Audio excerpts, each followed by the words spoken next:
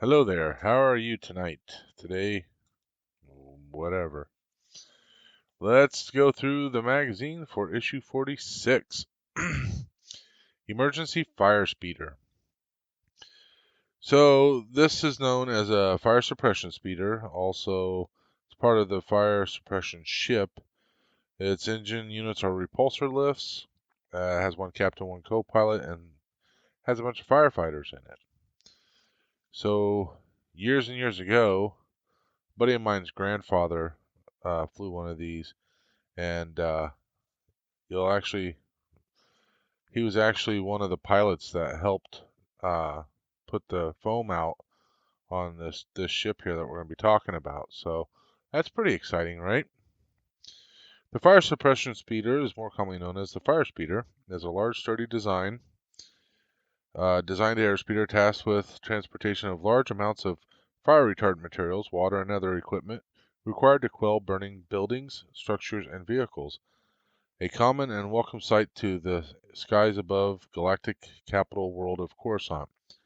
The Firespeeder became the primary firefighting vehicle of Coruscant Rescue Ops, the Galactic Capital Emergency Rescue and Fire Suppression Service. Emergency equipment. Tens of thousands of Firespeeders are maintained and serviced by Coruscant Rescue Ops, many of them spending vast amounts of time in the air, patrolling their own individual planetary districts, as well as the huge tanks required to extinguish flames. Page seemed heavier than most. Quickly, each fire speeder carries a brigade of firefighters trained to pinpoint the heart of any emergency and deal with it effectively. Dressed in fire retardant suits, they will dive into hazardous situations with little hesitation, earning the respect of the citizens they protect on a daily basis. Though often not well recompensed by the city for their actions, they are well regarded by the populace. Rapid response. Working from the cockpit, experienced pilots are quickly able to locate the optimum position from which to douse the fire.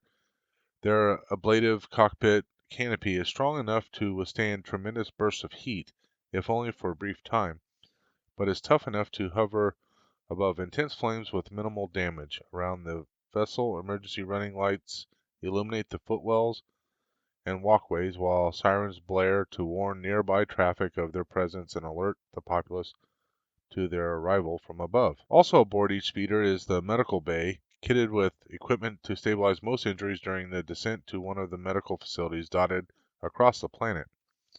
As many hospitals only accept private patients, the journey to medical attention may take longer than is ideal.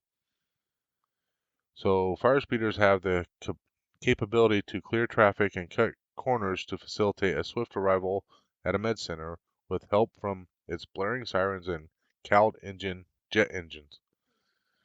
The engines work in tandem with powerful repulsor lift generators to make the fire speeders fast and maneuverable. The tractor beam emitters rigged on the exterior of the speeder are overpowered for a vehicle of its size and are able to swing much larger vehicles and obstacles out of its flight path, lift equipment up to tall buildings to help fight blazes, and even grab standard citizens from rooftops or places of danger. Oh, stranded. I thought it said standard.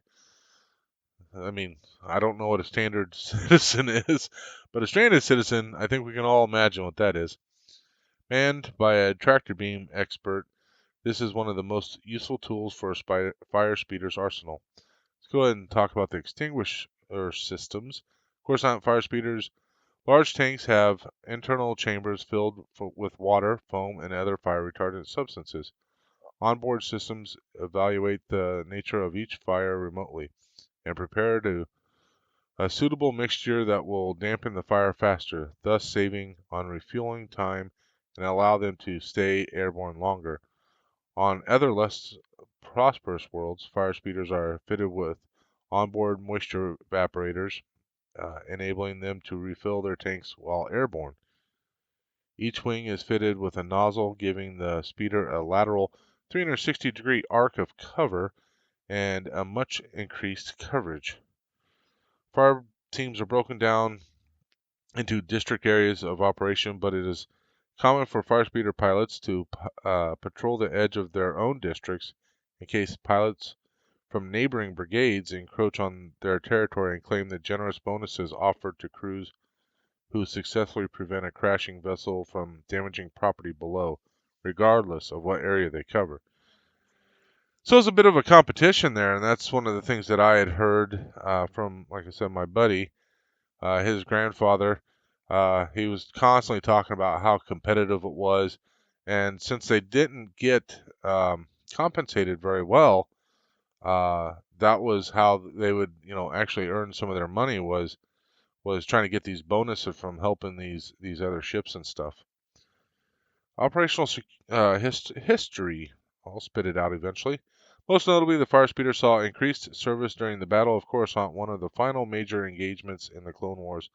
With Coruscant's usually impenetrable planetary shields weakened by constant bombardment from Separatist ships, Coruscant Rescue Ops was placed on 24-hour alert with all hands required to report to their planetary districts and either make for the skies or man the busy service and refueling stations.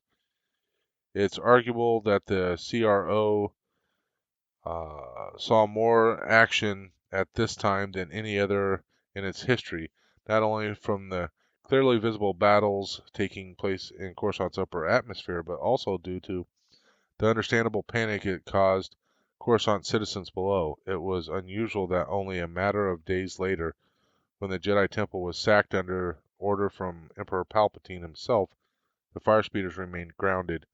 Coruscant rescue ops were not in the air to douse the flames.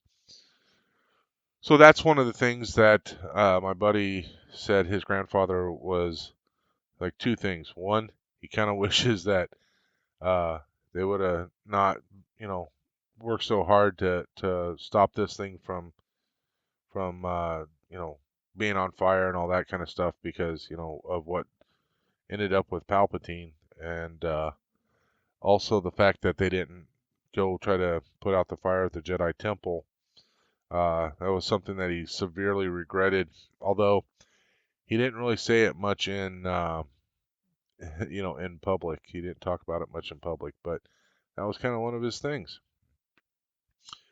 Some of the behind the scenes. While the fire speeder was only seen briefly in Revenge of the Sith, the short sequence in which it featured took a long time to create and received a considerable amount of personal attention from George Lucas himself. Lucas suggested that the ship should fall apart as it fell and that fire ships should follow it down, pouring foam on it to control the conflagration. When Lucas saw the first concept artwork, he felt that the fire speeders projecting cockpits made them look too much like real-life submarines and suggested that Ryan Church should remove this detail. So there you go, a little bit of action from the boss man himself. So this is an important part here. So this is part 2 of the shield generators, and we talked about this, several issues ago. But this is something I've been looking forward to because I need to learn about what my shield generator is going to be able to do, and some of that stuff. So let's go ahead and go through this, and then we'll kind of break down the fine details. Shields have a hard job to do most of the time, but they are put to the ultimate test during battle. The enormous demands placed on them drastically drain a ship's energy, so that limiting their use can give a tactical advantage, although this is a risky strategy to employ. Directional shields. Not only are military vessels' shields more powerful than those fitted on civilian craft, they are also more flexible as they can be concentrated in whatever direction is needed to repel enemy fire. This minimizes the overall power drain, but also means that a ship's automated system need to react swiftly to each new threat. Regular starfighters such as the X-Wing are equipped with shields that take maximum advantage of the ship's capabilities and demands of each mission. During the Rebel Alliance's attack run along the Death Star trench, for instance, each wave of the starfighters went in with all power switched to the front deflectors. It was only when they picked up swarms of Imperial TIE fighters that they had to divert power to face the incoming laser blasts. Here's the important part. We're going to start talking about my Falcon's shields. In the case of the Millennium Falcon, her powerful but illegal, don't talk about it, military grade shields are fully maneuverable and, like those installed on the X-Wing, can be angled to combine their energy against enemy fire from any direction. By using unorthodox combination of shield generators intelligently, it is possible for her crew to ensure that the available deflector shield power is diverted where it is most needed, whether the ship is making a full-on attack or beating a tactical retreat. The only problem this poses is that even though the Falcon's engines have been upgraded, they were not designed to provide the extremes of power needed to run such high-energy shields continuously. As a result, despite her ability to absorb enemy blasts and recycle their energy, the Falcon can only withstand a concerted attack for a short period.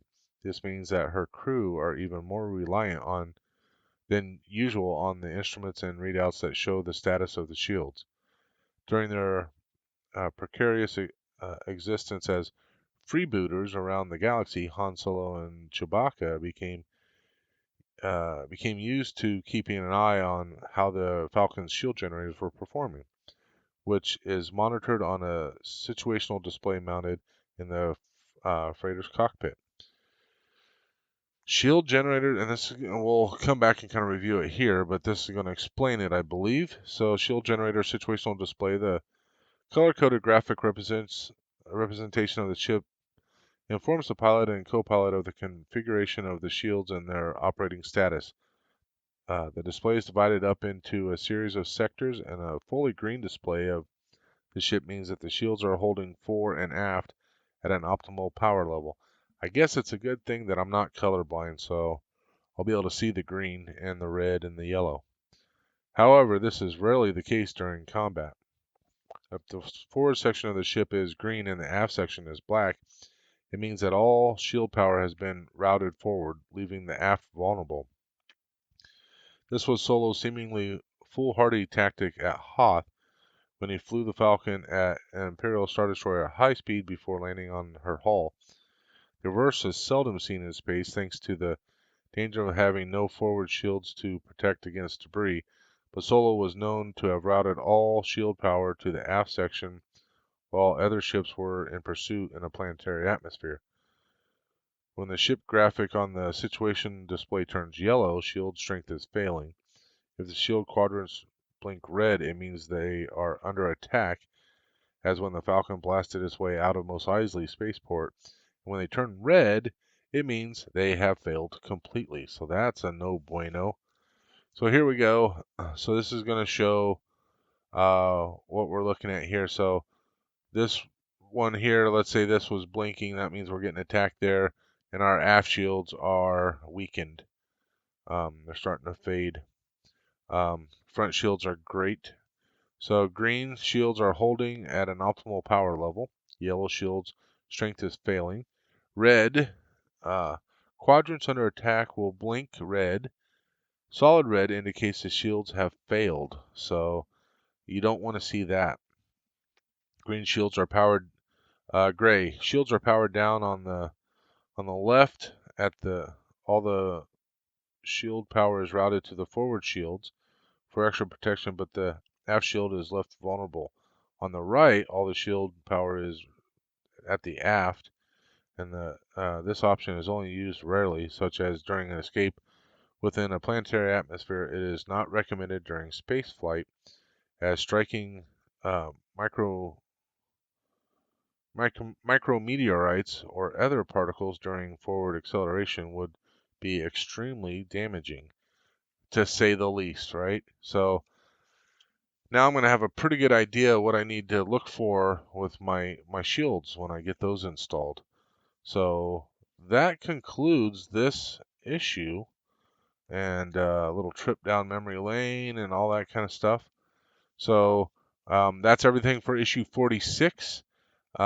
Issue 47, we're going to get some more pieces and parts to bolt on. We're going to get our two of our bigger, or our last remaining landing gear covers, and then some extra parts to go on there. So that should be interesting. Um, with that, I want to say thank you very much, and hope you're enjoying this. Make sure you comment in there. Tell me what you think. Kind of changed up the kind of the flow of things in this one. I kind of wanted to have a little bit of fun with it, so hopefully you kind of enjoyed that as well. But let me know. Go ahead and give me a like if you liked it. Give me a don't like it if you didn't like it. That'd be cool too. And with that, I'm going to say, may the force be with you always.